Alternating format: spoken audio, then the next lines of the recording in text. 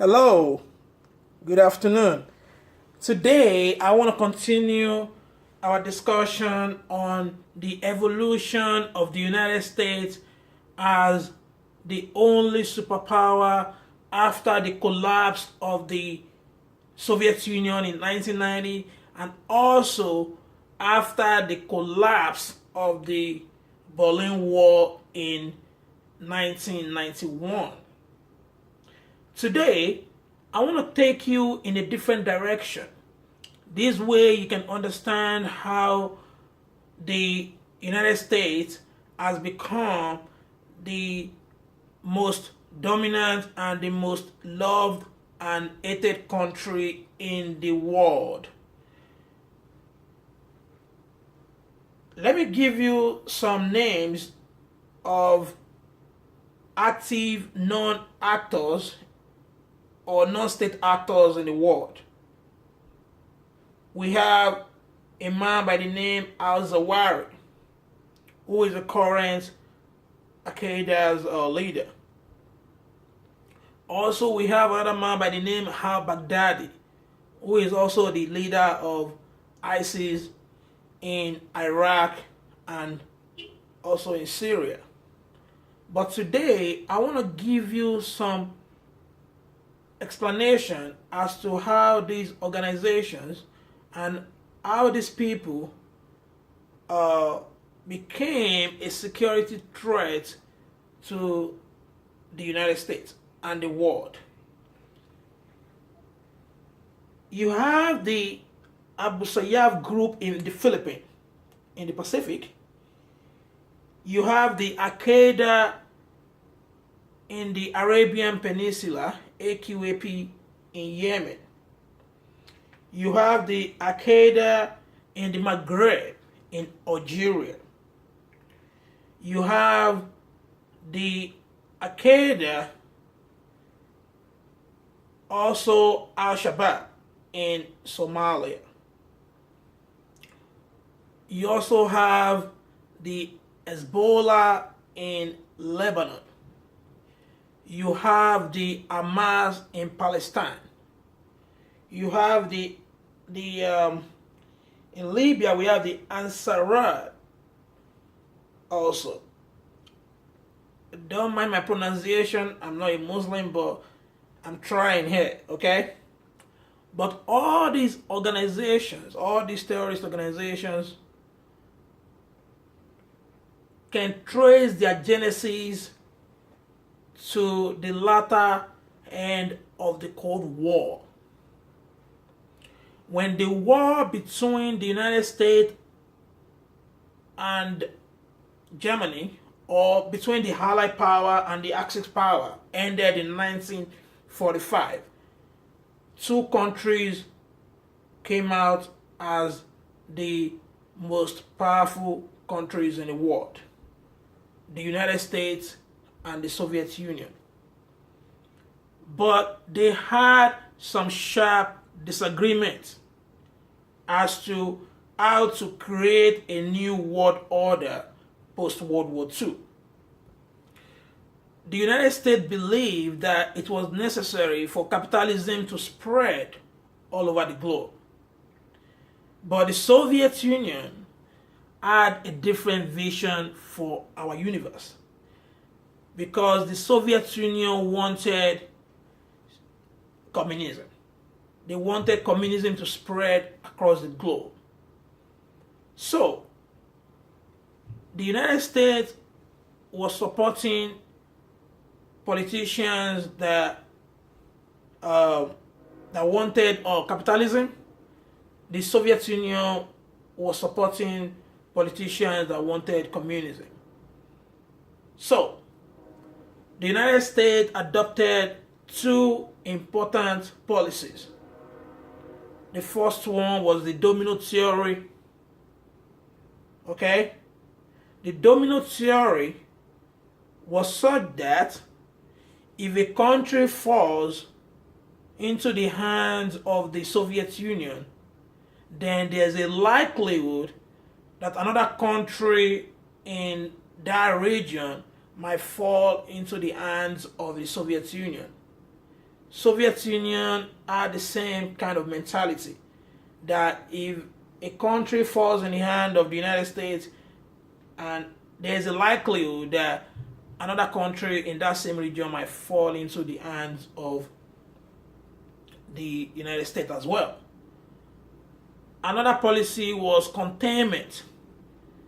Containment was it was such that the United States was trying to corner the influence of the Soviet Union to the already occupied territories.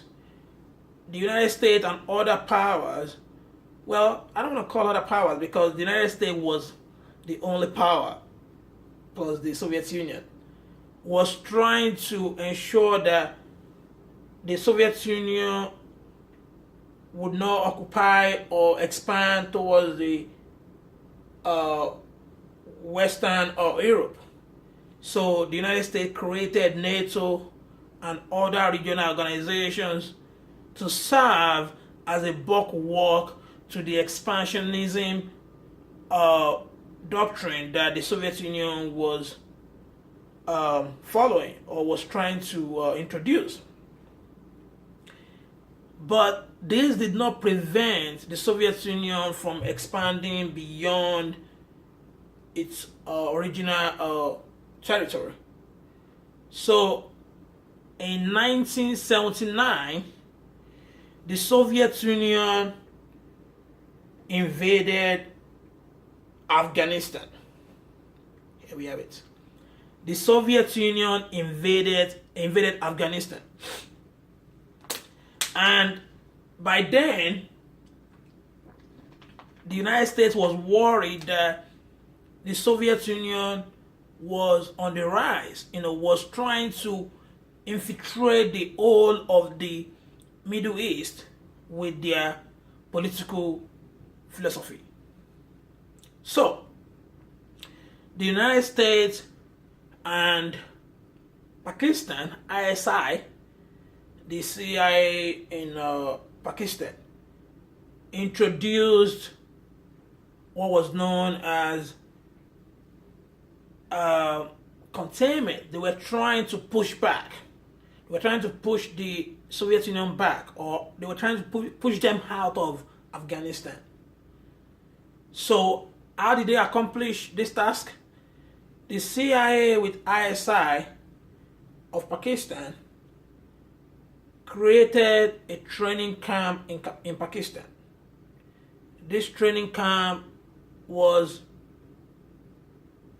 a breeding ground for mujahideens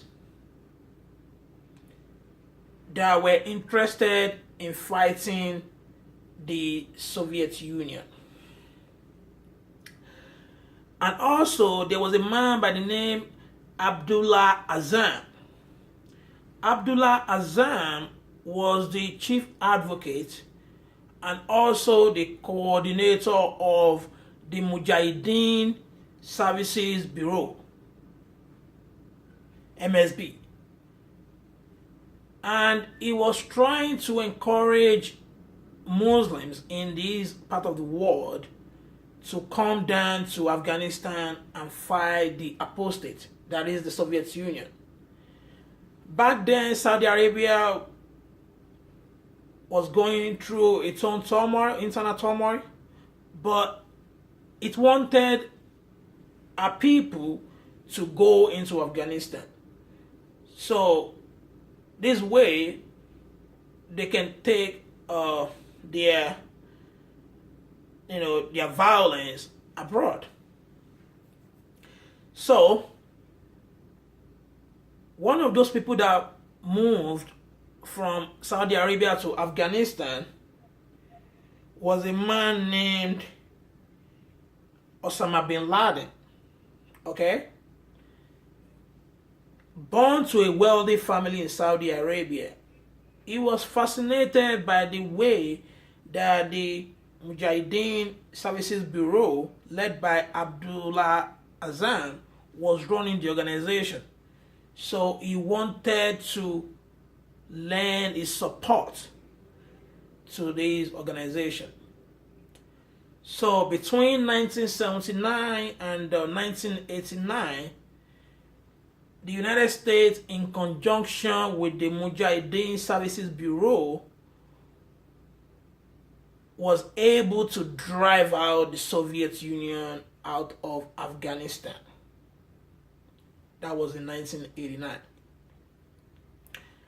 By 1990, Abdullah Azzam, the coordinator of the Mujahideen Services Bureau, was assassinated on his way to Pakistan. Very close. I don't know if you can see this.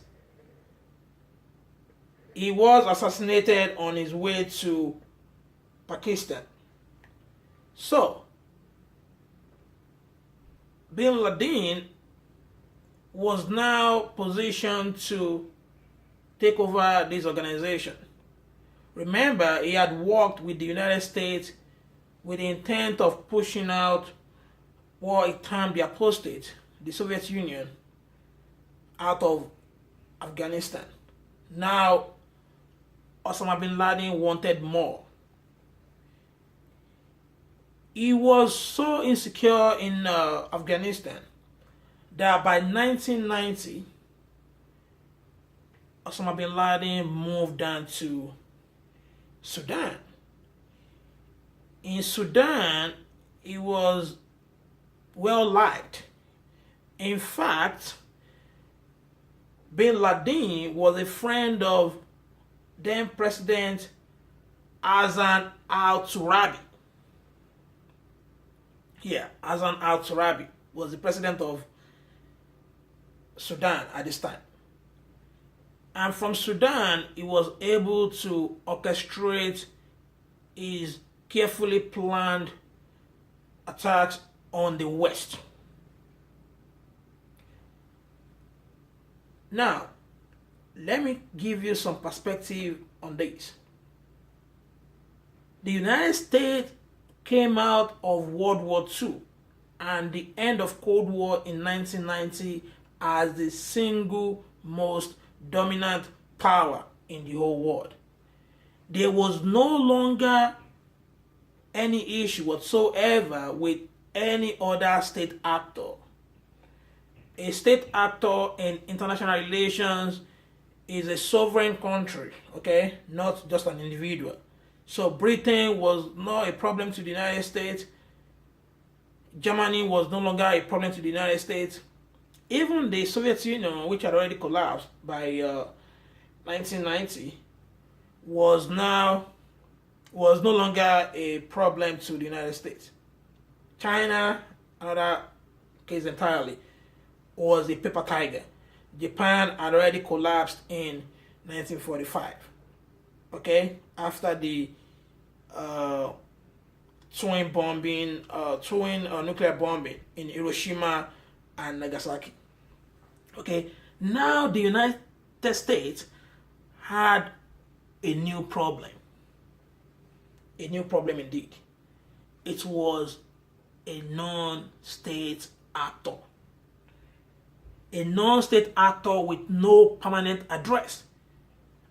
Let me explain this to you. If you and I get into a transaction and something goes wrong, I can locate you. I know where you live. But non-state actors do not have a stable shelter. They don't have an address. Where do you find bin Laden? Where do you find al-Zawahiri? By the way, bin Laden was killed a couple of years ago. I'm just trying to use this to illustrate to you guys. Where do you find al-Zawahiri, the current Al-QAEDA leader? Where do you find al-Baghdadi, the current ISIS leader? They don't have an address. They do not have one. They move from one point to another point, and they've eluded the CIA and other intelligence agencies in the world. So these non-state actors, beginning in 1990, Although you can go back to 1979, because that was when the Soviet Union invaded Afghanistan, and at the same time, it was the year that the Iran Revolution took place. Okay? But by 1990, the Al-QAEDA organization, by the way, the Al-QAEDA means, in Arabic, it means the base. So Afghanistan was the base between 1979 and 1989. Okay? But let me now try and break this into elements. The eminent professor of politics, or political science, I should say. Let me be formal. The eminent professor of political science, Professor David Rapoport. David Rapoport divided the waves of terrorism into 4 distinct parts. The first wave was between the 19th century and the 20th century, the wave of the anarchists. Okay? The anarchists were those people that didn't want a formal government. They wanted chaos, and they had a lot of disdain with a formal kind of setup, governmental setup. They didn't want that. They never liked it. In fact, the first the first vehicle-borne explosion was carried out by the anarchists. That was the Wall Street bombing of 1920. Okay? So, the anarchist wave. And then we have the anti-colonial wave. That was between 1960 until probably I would say 1990. And then the third wave, the new left, was between 1980 and 2000.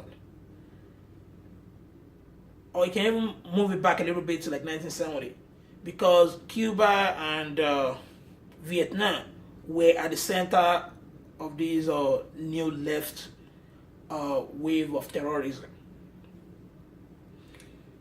So, by 1990, Bin Laden was in charge of the Al-QAEDA terrorist organization. And after Abdullah Azzam was killed, the coordinator and chief advocate of the Mujahideen Services Bureau during the Soviet war in Afghanistan, Bin Laden now moved to Sudan, like I said. Okay? You have to be able to connect the dots, because the history of these war is so complex. So I am trying to connect the dots.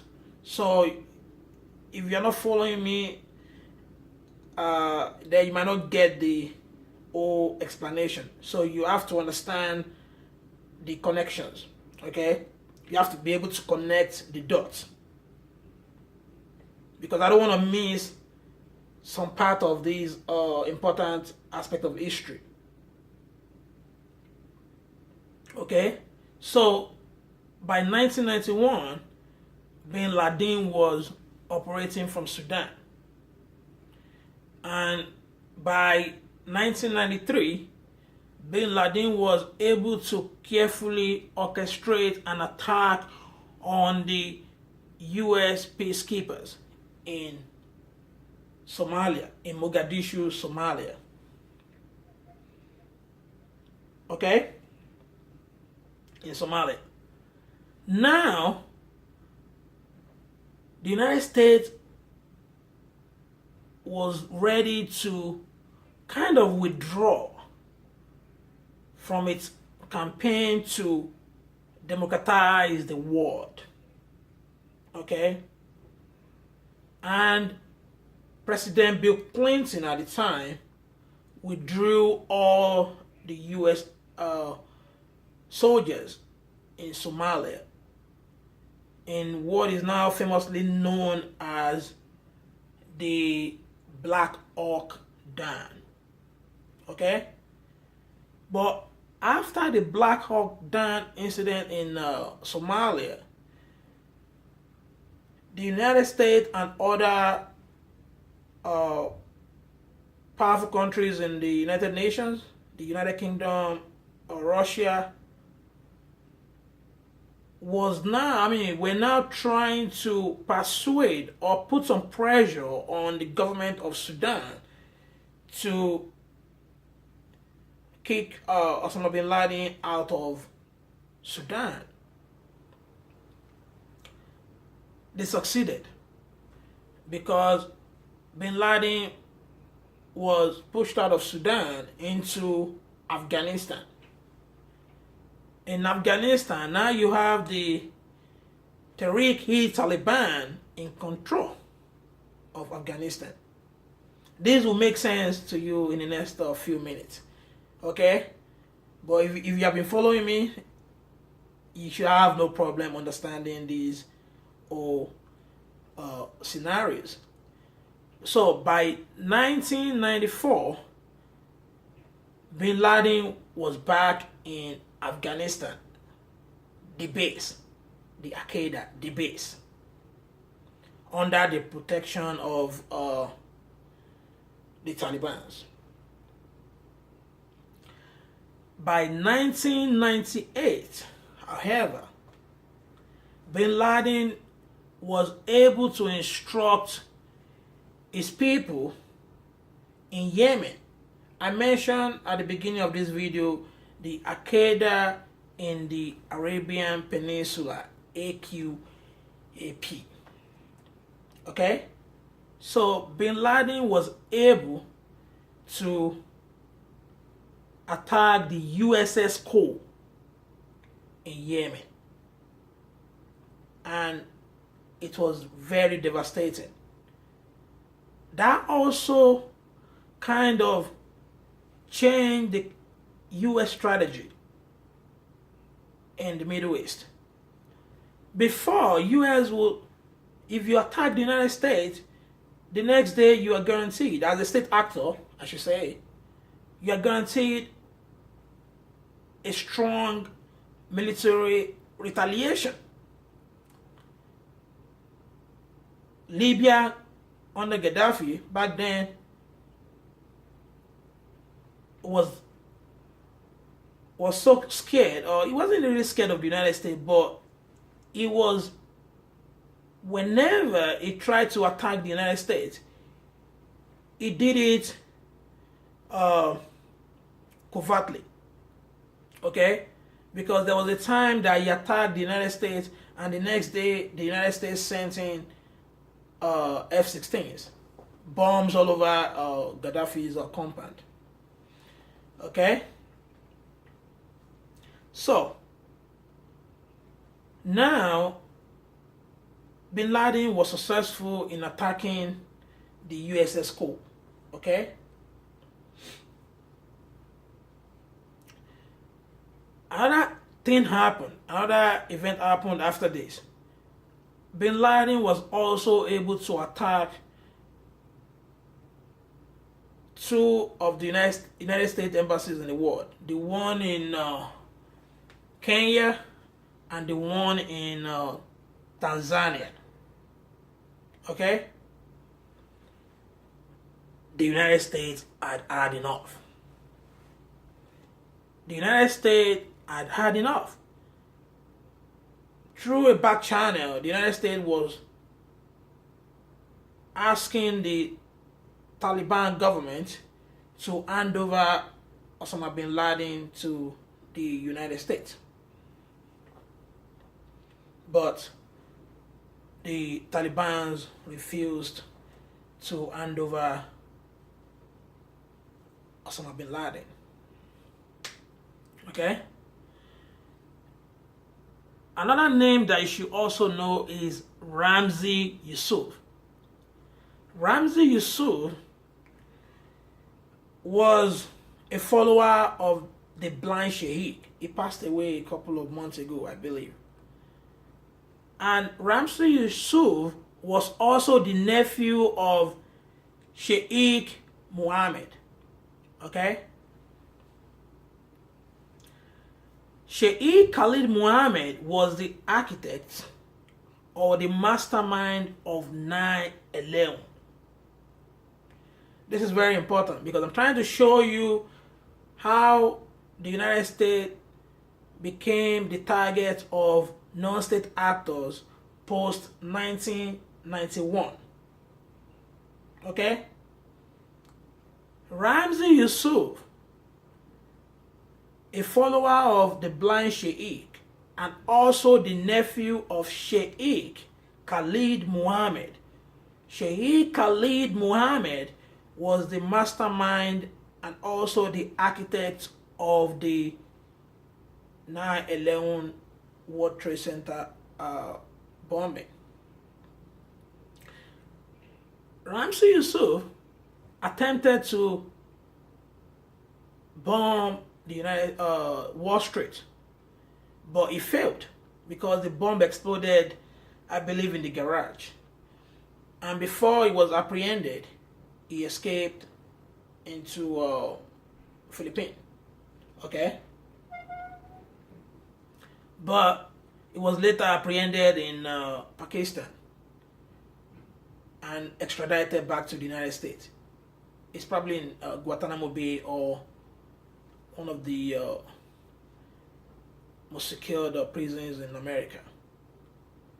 So by 2001, bin Laden was able to finally attack the United States in a very catastrophic and devastating way. Very unfortunate, I must tell you.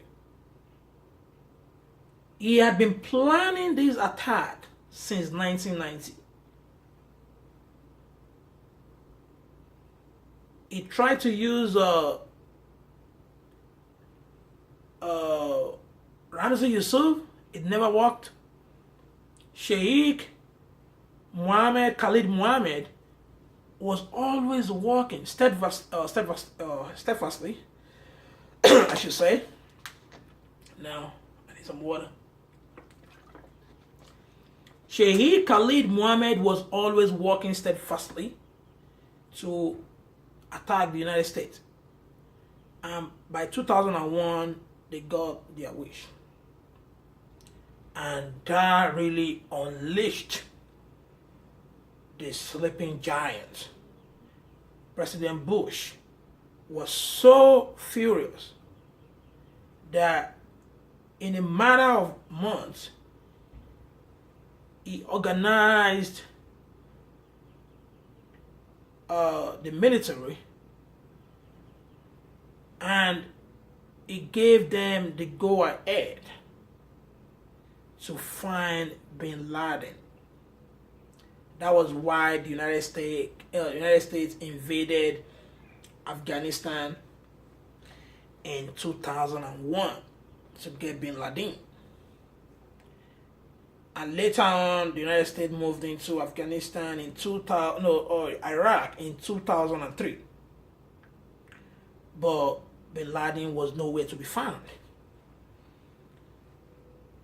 It was later on, after 13 years of fighting in Afghanistan and Iraq, that President Obama, thank goodness it wasn't President Trump, he would have been repeating it on Twitter every minute.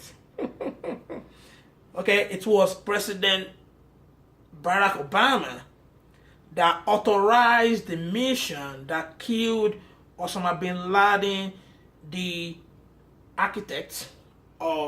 chief architect, because it was Sheikh Khalid Mohammed that was, planned the attack, but bin Laden was the chief architect of the attack.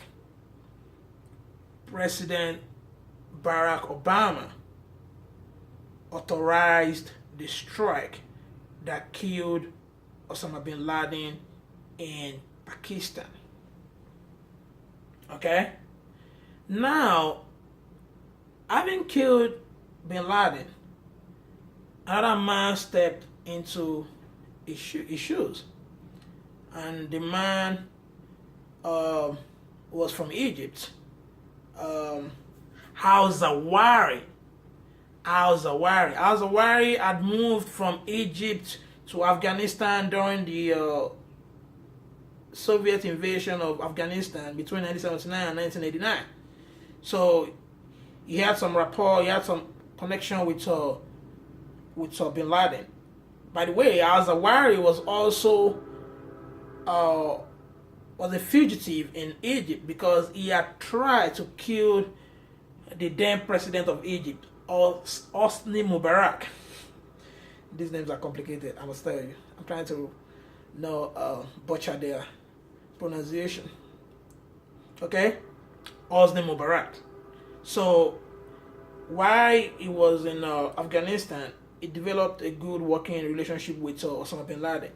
So, once bin Laden passed away, or once he was killed by the United States or military, which was the best thing to have happened to the Obama presidency, the killing of Osama bin Laden. It was a great time, okay? I was in the United States. Right? Yeah, I was. I was living in Pittsburgh. People were screaming on the street of Pittsburgh. People were beating drums and everything. It was a glorious moment. Indeed. It was great. Now we have Al-Zawahiri. But Al-Zawahiri was displaced as the most as a top terrorist organization by another brutal terrorist organization, ISIS, being led by Abu Bakr al-Baghdadi. Okay? Abu Bakr al-Baghdadi.